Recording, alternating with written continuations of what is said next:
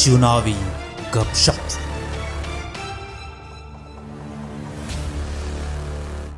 आसमां में सुराख नहीं होते, एक पत्थर तो तबीयत से उछालो यारो। जी हाँ, उसी पत्थर को तबीयत से उछाल रहे हैं हमारे गिरिडीह विधानसभा से JLKM प्रत्याशी नवीन आनंद चौरसिया जी।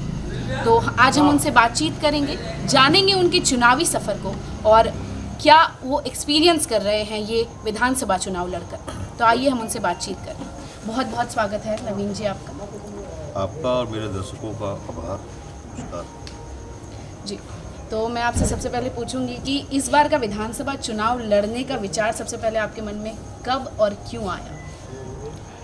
देखिए, कब और क्यों आया, ये सवाल जो है में ही जवाब है। जी मैं पिछले 20 साल से समाज सेवा में लगा हुआ हूँ और मैं ये कह सकता हूँ कि मैंने दो उम्मीदवार को सपोर्ट भी किया था और उन लोगों के लिए कैंपेनिंग भी किया था।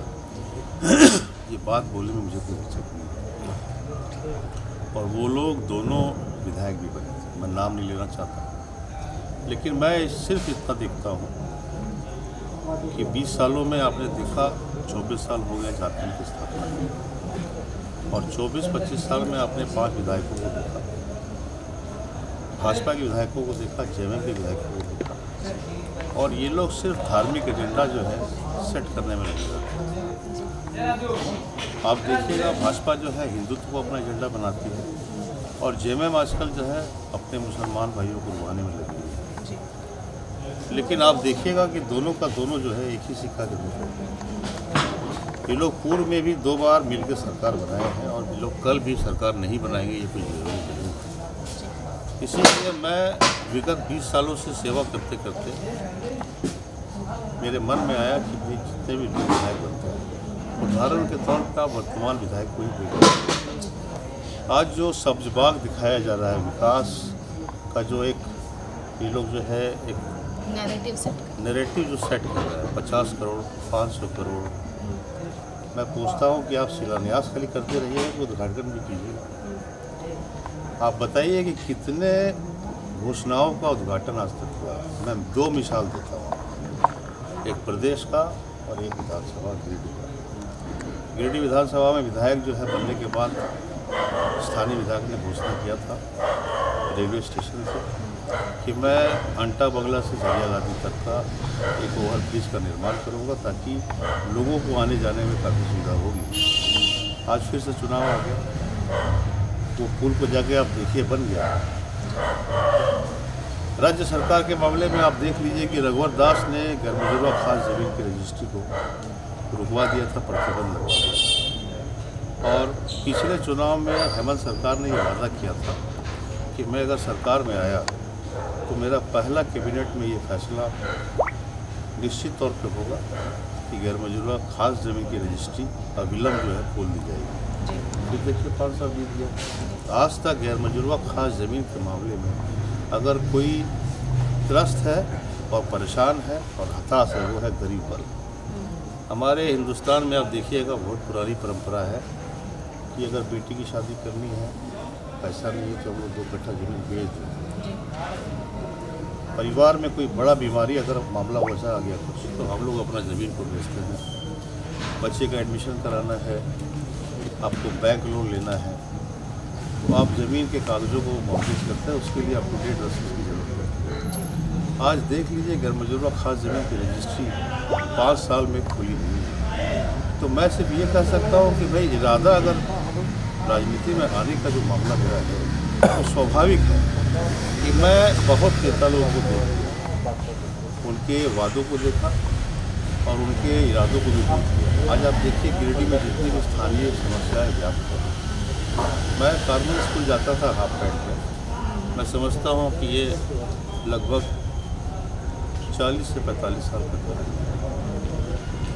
झारखंड की स्थापना के बाद भी आज यहाँ का जो स्थानीय मुद्दा है, बिजली, पानी, सड़क, स्वास्थ्य, शिक्षा, क्या सुविधा आप बताएं?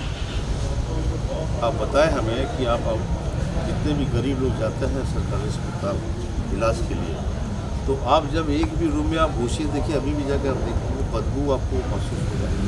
इलाज का क्या पैमाना है, क्या क्लास है, उसको आप CS जैसे एक राजा की तरह वहाँ बैठे हुए हैं, तो कभी भी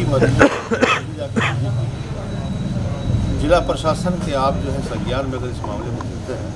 सर मैं एक सवाल आपसे करूँगी कि आपने JLKM को ही क्यों चुना?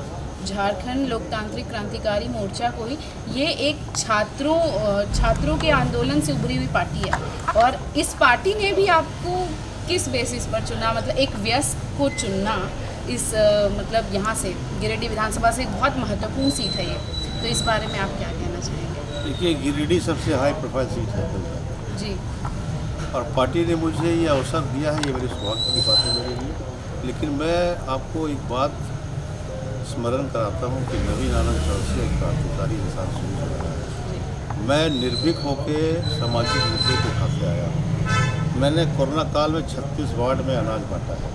मेरी जो औकात रही है उस हिसाब से, जिस पैमाने पे मेरा औकात है उससे ज़्यादा मैं समाज सेवा करने की कोशिश करता हूँ। JLKM के सुप्रीमो हमारे जयराम दा, कुछ तो मेरे में देखे होंगे, उन्होंने सर्वे जरूर कराया होगा। वयस्क या फिर आप जिस चीज़ को आप बोलना चाह रही हैं, इस मामले में मेरा जवाब एक ही है कि इंसान का जो व्यक्तित्व है, जो चरित्र है, वही जो है उसका इनाम है। मेरा कहने का तात्पर्य ये हुआ कि एक छात्रों का दर्द, एक गिरिडीह के छात्रों के लिए जो कुछ भी एक छात्र नेता करेगा, वो मतलब आप जैसा। देखिए, युवाओं का जनसैलाब मेरे साथ विगत 20 सालों से, आज के दिन में आप अपना सर्वे करा लीजिए, आप पाएंगे कि युवाओं में अगर सबसे चर्चित चेहरा रहा है, उसका नाम नवीन आनंद चौरसिया। इसलिए कि मैं युवाओं के लिए 24 घंटा दुख सुख में हर दर्द में शामिल रहता हूँ। आज जितने भी आपके न्यूयॉर्क के जितने फेस हैं गिरिडीह, आप आज देखिए मेरे साथ जितने भी मेरे छोटे भाई लोग चलते हैं, उन लोगों को आप देखिए, उन लोग अपने आप में जो है ना, सभी लोग स्टैब्लिश्ड है, उन लोगों का अपना एक पहचान है और उन लोगों की आस्था मेरे प्रति अटूट है। आपका मुख्य चुनावी मुद्दा क्या है गिरिडीह के लिए ये चुनाव में? देखिए, मेरा चुनावी मुद्दा, मैं बहुत सिंपली एक बात बोलूँगा कि भाई अगर आपका छत चूरा है और आपका फर्श का भी ढलैया होना है, तो सबसे पहले आप अपने छत का जो है मरम्मत कराइए। जी, यहाँ पर स्थानीय मुद्दा जो भी व्याप्त है पिछले 20-30 साल में, मैं उसको प्राथमिकता के तौर पे दूंगा।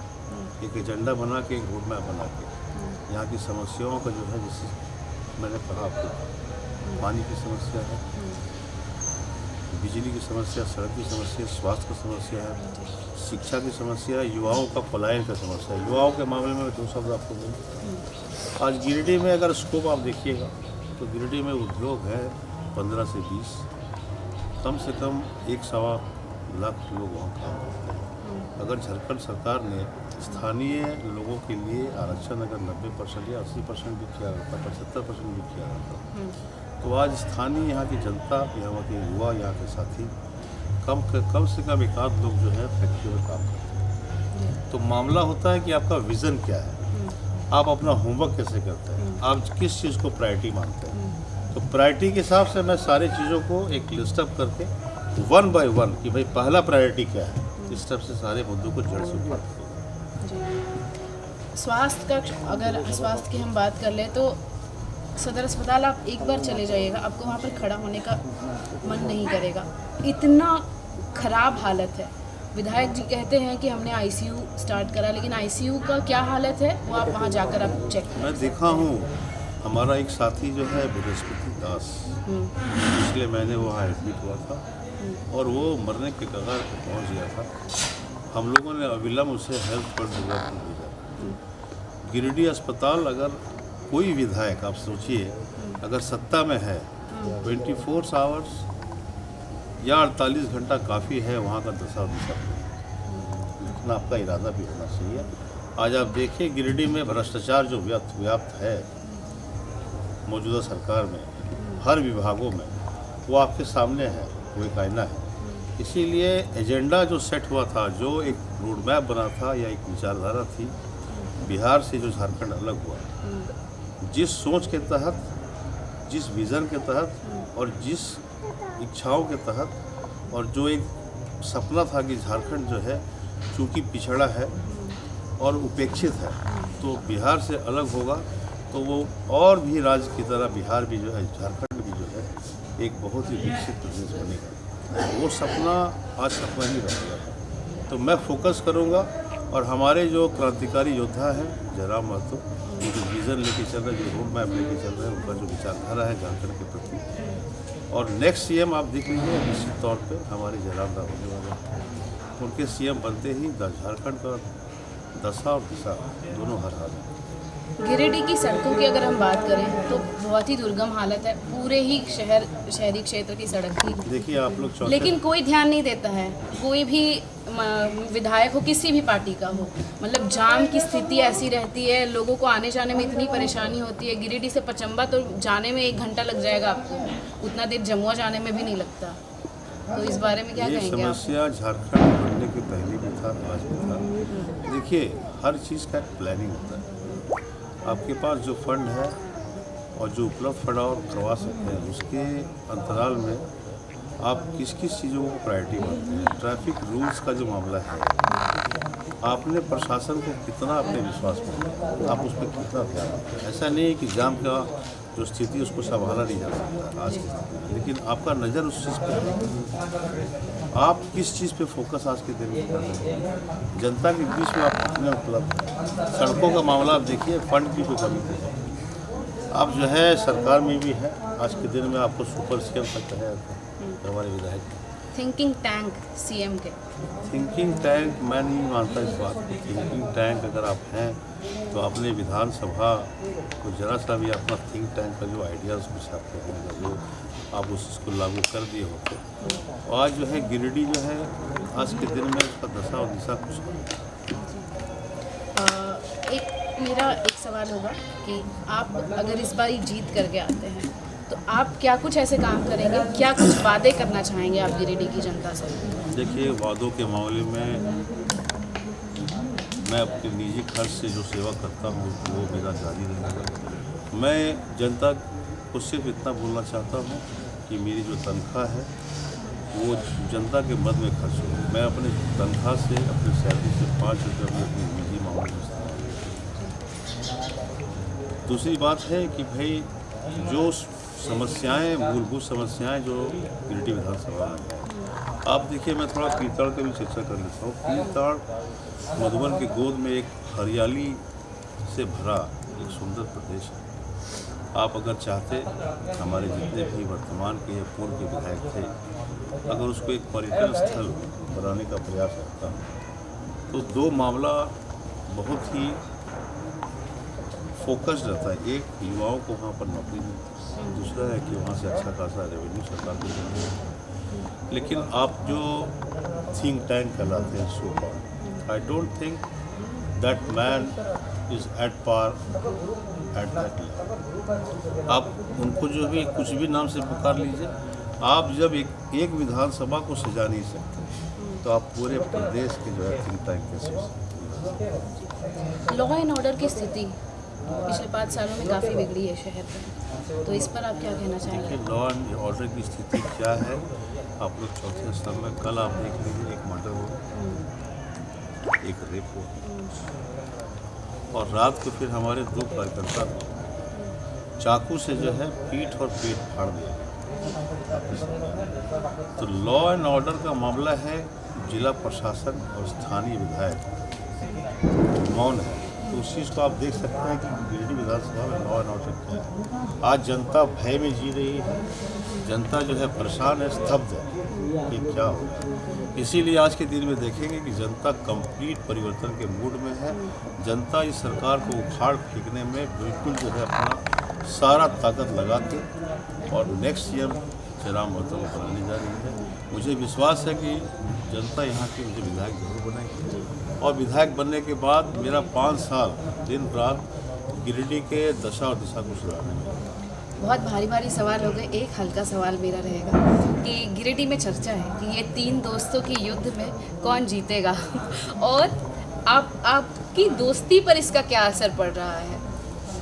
देखिए दोस्ती और सिद्धांत 2 अलग अलग चीज़ हैं। आप जब जनता को रिप्रेजेंट करने निकलती हैं तो दोस्ती वो ताक में रखते हैं। दोस्ती का मामला और राजनीति का मामला दो अलग अलग विषय है। राजनीति में आज के दिन में मैं JLKM की तरफ से उम्मीदवार हूँ और मेरा प्रयास है कि जो सच है उसको सामने लाऊं। मेरा मानना है अगर व्यक्तिगत मैं कटाक्ष न कर रहा हूँ तो आज शहबादी जी 76 साल के हो गए, उनको ग्रेसफुली रिटायर कर देना चाहिए।